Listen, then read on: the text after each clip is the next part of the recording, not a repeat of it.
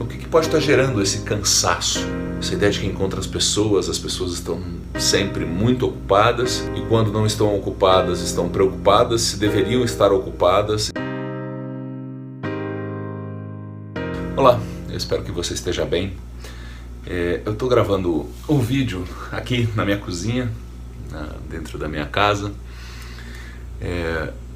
São muitos os assuntos que a gente poderia conversar e a gente vem conversando sobre muitos assuntos. Eu venho falando sobre muitos assuntos nos últimos muitos anos, porque eu trabalho com palestras, com eventos, com treinamentos, além das atividades socioculturais lá no Canto Cidadão, socioeducacionais e por aí vai.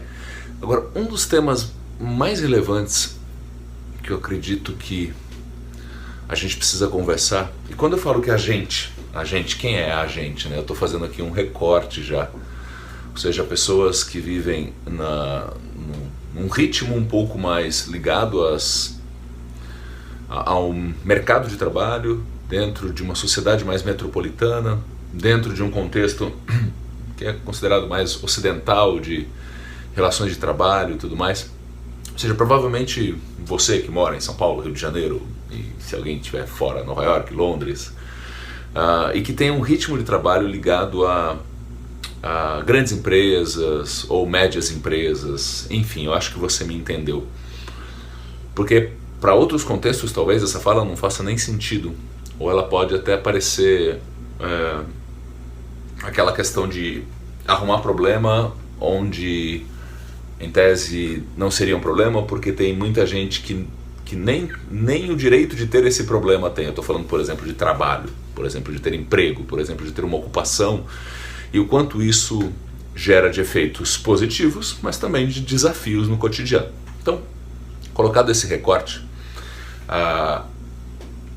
em respeito inclusive a tantas e tantas pessoas, dezenas e dezenas de milhões de pessoas que não têm trabalho neste momento. Mas existe algo acontecendo, e há algum tempo eu estou estudando a obra desse autor chamado Byung-Chul Han, que é um autor que ele é da Coreia do Sul, mas ele trabalha, e toda a sua obra, a sua pesquisa e o seu trabalho como professor, escritor, vem sendo feito na Alemanha.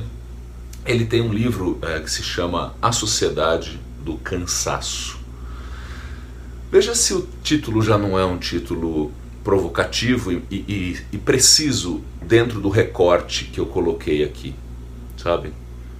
Vamos pensar sobre isso, o quanto esse grupo, essa parcela que eu recortei aqui, que eu descrevi, vem apresentando sinais recorrentes de cansaço. E ele coloca isso, e claro, no livro, o livro nem é um livro muito grande, mas é um livro com muitas provocações, é um livro que a gente precisa ler com calma, com cautela, porque ele faz algumas metáforas, né? E ele traz um ponto central, o que pode estar gerando esse cansaço, essa ideia de que encontra as pessoas estão sempre muito ocupadas, e quando não estão ocupadas, estão preocupadas se deveriam estar ocupadas, e quando finalmente elas param um pouco, é aquela ideia do esgotamento, da estafa, o que acaba criando embaraços, desajeitos, problemas, distanciamentos nas vidas pessoais, vida com filho, vida conjugal, vida religiosa, cuidados com a saúde física e mental e por aí vai. Essa ideia de que houve uma mudança nos últimos anos, um punhado de últimos anos para cá, de que havia elementos externos que me geravam pressões. O chefe, o vírus externo, ele usa, antes mesmo da pandemia, esse livro é de antes da pandemia, ele usa a ideia da imunologia, ou seja, o quanto vinha um ataque externo e eu tinha uma capacidade imunológica de organizar as minhas defesas. E a mudança que ele está trazendo agora, que ele está identificando agora por meio desse livro, é o quanto não se trata de um ataque externo a nós, que nós poderíamos nos defender pelo nosso sistema imunológico. E eu não estou falando do corpo só não, tá gente? Estou falando principalmente do comportamento, é uma metáfora. mas o quanto isso é uma mudança neuronal, ele fala. E o que isso muda? Agora o inimigo não é um ataque externo, mas colocando nessa figura de inimigo ou de alguém que está te causando um estímulo e está determinando um comportamento seu e meu que esses comportamentos podem nos causar danos importantes, o quanto nós vamos nos tornando nossos mais severos agentes de pressão. Pensando de novo nisso, o quanto nós vamos nos tornando os nossos mais severos agentes de pressão, que nos pressionam, que nos estressam. Estressar é você pegar um corpo, seja um corpo humano, um corpo vivo ou um corpo não vivo, e você aplicar uma pressão muito intensa. E a sobrecarga de estresse causa danos provisórios ou permanentes a esse corpo. Por que eu estou fazendo esse prólogo aqui? Porque estou gravando esse vídeo no meio do dia, no meio de um dia, no meio de uma semana. Hoje é uma terça-feira, agora são algo como 14 horas, 2 da tarde. E desde o início da pandemia, as minhas atividades elas estão muito concentradas dentro da minha casa, porque as atividades se tornaram online. Felizmente eu consigo, então, portanto, mais uma característica de privilégio, isto colocado à lembrança do quanto também os desafios de cada pessoa, né? Lembrando-se dos privilégios, porque os privilégios são formas de redução dos desafios. Porque vou até diminuir o fogo aqui e tem a ver com a comida que eu estou fazendo, esse papo. Vamos chegar lá daqui a pouquinho. Mas para terminar essa ideia dos privilégios, não é que as pessoas não tenham seus desafios, cada uma das pessoas que estão vivendo por aí ou já viveram. A questão é que os privilégios fazem com que os desafios sejam atenuados ou até os desafios sejam inexistentes. Alguns desafios para algumas pessoas, enquanto para outras há uma somatória de desafios. Para além dos desafios cotidianos de trabalho, de saúde física, mental, para algumas pessoas existem desafios relacionados à sua condição socioeconômica, a previsão de se eu vou comer ou não, a segurança do lugar onde eu vivo, a segurança inclusive de abastecimento de água e de um sistema de saneamento básico, além da questão, como eu disse, das violências no entorno e tudo mais. Mas dentro do meu contexto, portanto aqui na minha casa, nos últimos pelo menos 13 meses, essa fala, esse trabalho, essa pesquisa do Byung-Chul Han, eu vou colocar o nome dele por aqui, porque é um nome enroscado, né? O livro A Sociedade do Cansaço, e ele tem outros. O quanto muitas vezes a gente, e aí eu vou colocar em primeira pessoa, tá? Para não ficar essa coisa da gente, eu nem te conheço, não sei quem está assistindo o meu vídeo, mas o quanto eu tenho dificuldade muitas vezes de encontrar espaços no meu tempo para serem espaços de descanso, espaços de relaxamento, espaços de parar para fazer a comida, espaço para parar para brincar com os meus cachorros, espaço de bom relacionamento, portanto um relacionamento com tempo de qualidade, para conversar, para compartilhar coisas com a minha esposa, com a minha mãe, com a minha filha. Ou seja, e quando eu consigo abrir espaço para isso, que parece que esses espaços, se eles não são vigiados, eu acabo diminuindo cada vez mais o espaço para isso. E olha que eu trabalho com conhecimento, eu trabalho com informações, conhecimento, com propostas educativas, reflexivas, palestras, cursos, treinamentos, atividades artísticas. Ainda assim, ou seja, essas atividades me pedem pesquisa, me pedem tempo de qualidade de leitura, de assistir a vídeos e trazer influências, trazer provocações, trazer estímulos. Mas existe uma parte na minha cabeça, porque eu cresci com isso, da coisa do trabalho intenso, no horário comercial, ou seja, isso é um padrão, uma espécie de uma escolarização relacionada a trabalho, que acaba sendo colocado na cabeça da gente, pelo menos para quem tem 30 e tantos, 40 anos para cima, né? essa ideia do trabalho, né, como sendo o eixo central da sua vida, junto com a família, claro, esse discurso aparece, mas é o trabalho que sustenta a família, ou seja, o trabalho. Eu não estou aqui para falar mal do trabalho, como disse, seria até uma ofensa a quem sequer tem trabalho para sustentar a sua família, que não é o meu caso. Eu tenho, mas a reflexão é de natureza comportamental, para esse recorte. E para qualquer pessoa que esteja vivendo ou alcance esse tipo de situação. Como a gente vai resistir a isso, né? Eu trabalho diariamente comigo mesmo, essa ideia da busca por espaços, por tempos, por ócio, por diminuir a pressão dentro de mim quando eu não estou fazendo aquilo que se pareça com algo de produtivo, de eficiente, de geração de resultados. Eu acredito que você esteja me entendendo.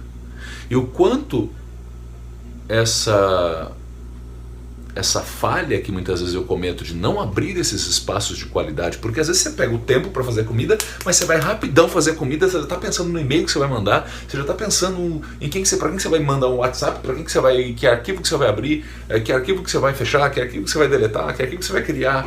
E aquilo faz com que o seu arroz e o feijão, que eu parei para fazer agora, eles sejam instrumentalizados, no sentido de que eu vou fazer rapidinho, e olha que eu estou falando de fazer a comida, porque normalmente busca-se até um atalho, como a comida pronta, como a comida pedida pelo aplicativo. Eu tenho um compromisso cada vez maior comigo dessa resistência. E para isso, é claro, às vezes você precisa reorganizar algumas coisas. Porque para eu resistir a um sistema que me pede, que é um sistema que está mais dentro de mim do que fora, mas eu fui comprando esse sistema, ou seja, ele está muito forte, tipo, como se eu tivesse milhares de aplicativos dentro da minha cabeça que funcionam junto com um sistema, que é o de quanto mais trabalho melhor, quanto mais trabalho mais chance eu tenho de ter sucesso, de ser bem sucedido, de ser destacado, de ser respeitado e admirado. Mas é claro que a energia é finita e o tempo é finito, e o quanto isso me faz ter que abrir mão de outras coisas. E quando sobra-me tempo para essas outras coisas que não são trabalho, muitas vezes eu não consigo desligar esses aplicativos e acessar outros aplicativos, que é o aplicativo da vida mais prosaica, mais cotidiana, mais despretensiosa, mais inútil, porque ela não serve para nada. Ela só existe naquele momento, ela não serve, ela não é uma servidora naquele momento.